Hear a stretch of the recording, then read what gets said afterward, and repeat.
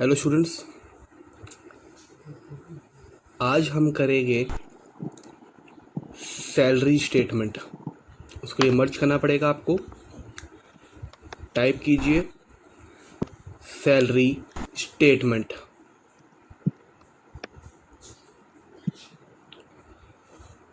Size बड़ा कर देते हैं सैलरी स्टेटमेंट का।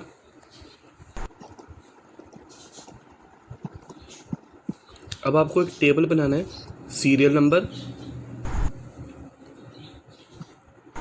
नेम, बेसिक सैलरी, जो भी नॉर्मल बेसिक सैलरी होती है, टीए जितने मर्जी परसेंट दे दो, सपोज 4% देता हूँ, डीए 5%, एचआरए सपोज 7% दिया। एचआरए के बाद टोटल सैलरी, थोड़ा सा बॉक्स बड़ा कर दीजिए। अगला है ईपीएफ, ये भी दे दो जितने मर्जी परसेंट, सपोज 12% दे देते हैं। और लास्ट में हमारे पास है नेट सैलरी।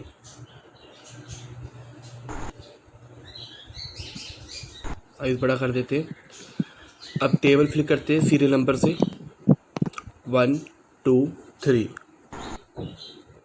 यहाँ पे नेम कुछ भी रैंडम नेम्स पा दो, सपोज AB DC RE। अब बेसिक सैलरी मतलब कि कोई भी आपको सैलरी लिखनी है, जो भी आपकी मंथली सैलरी है या पेरेंट्स की होती है ना, उसके अकॉर्डिंग हम इसमें से स्टेटमेंट निकालेंगे।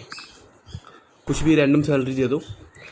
अब टीए, डीए और एचआरए, इन तीनों में क्या सेलेक्ट होगा? Basic salary equal to basic salary multiply जितने परसेंट लिखा है ना टीए 4%, उतना ही लिखना आपने, एंटर।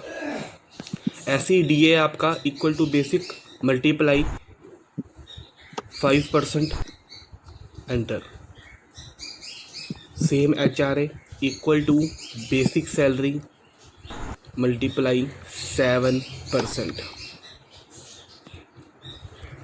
एक बार फिर एग्जांपल दिखा दो आपको टीए का, इक्वल टू, अब डीसी की सैलरी कितनी है? 30,000, तो 30,000 सेलेक्ट करेंगे, मल्टीप्लाई 4%, क्योंकि टीए की बात हो रही ना, एंटर। फिर TA equal to basic salary multiply by 5%, enter. HRA equal to basic salary multiply 7%, enter. अब total salary equal to sum, equal to sum, bracket open, basic से एचआरए तक आपको सेलेक्ट करना है। बेसिक से लेकर पूरी लाइन खींचनी है आपको नॉर्मली, ब्रैकेट क्लोज, एंटर। ये आपकी टोटल सैलरी आई है। Equal to sum, bracket open, basic से लेके एचआरए तक, ब्रैकेट क्लोज, एंटर। अब निकालना है ईपीएफ। ईपीएफ क्या क्या होता है? Equal to total salary again multiply by 12%, equal to total salary multiply 12%, enter. Equal to total salary multiply 12%। अब लास्ट हमारे पास है नेट सैलरी। नेट सैलरी मतलब कि टोटल सैलरी कितनी मिलती है आपको, ठीक है? तो इक्वल टू टोटल सैलरी में से माइनस ईपीएफ करोगे।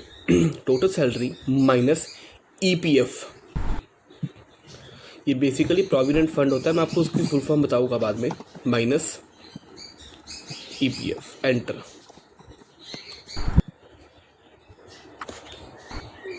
Again equal to total salary minus EPF, ठीक है? अब मैं एक और एग्जांपल देता हूँ। अब यहाँ पे थोड़ी सैलरी चेंज कर देते, 25,600। अगेन टीए में क्या सेलेक्ट होगा? Basic multiply 4%, enter. अब DA equal to basic multiply 5%, enter. HRA equal to basic multiply 7%। अब टोटल सैलरी में equal to sum, bracket open, basic से लेके एचआरए तक, bracket close, then enter.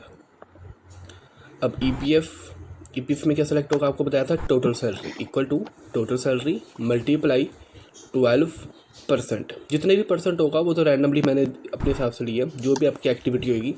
Net salary में equal to total salary minus EPF, then enter. I think so यहाँ तक कोई doubt नहीं है, बस आपको थोड़ी फॉर्मूलेस की नॉलेज होनी चाहिए।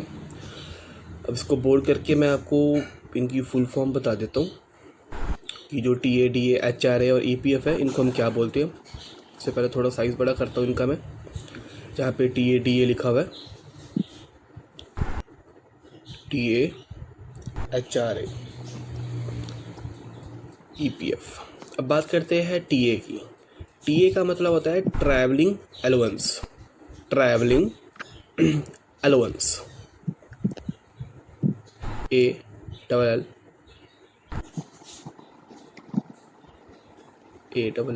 ALLOWANCE। अब डीए की बात करते हैं। डी का मतलब होता है डियरनेस, डियरनेस, और ए का मतलब अलाउंस, सेम ही वर्ड है। टी से ट्रैवलिंग, डी से डियरनेस। एचआरए मतलब house rent, house rent allowance.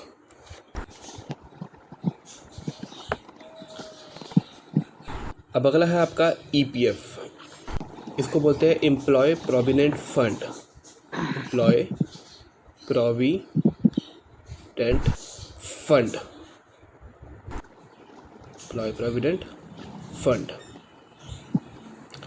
ये थी आपके पास बेसिकली इनकी फुल फॉर्म, जैसे कि टीए क्या होता है, डीए क्या होता है, एचआरए क्या होता है, ईपीएफ होता है।